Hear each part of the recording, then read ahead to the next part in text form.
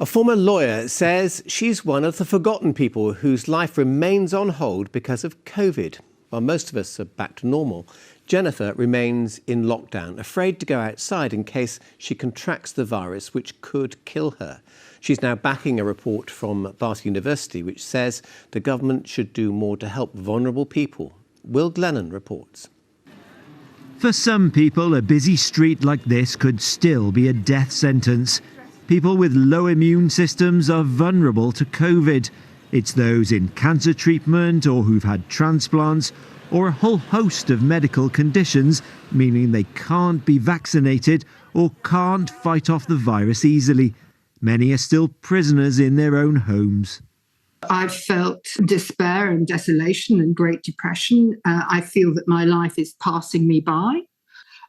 My communication with friends has been garden visits, masked and 6 feet away. That's it. There's been no shops, no travel, no life, nothing. While most people have been and are being vaccinated, for those with low immune systems, one answer is protective drugs. But the government hasn't yet agreed to fund those.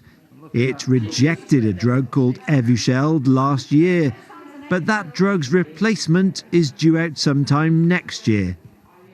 I'm hoping that Evusheld Mark II is as potent a protection as its predecessor. It would be so unjust if that wasn't provided. One has to live in hope, because without that hope, I don't think that I and people like me could go on.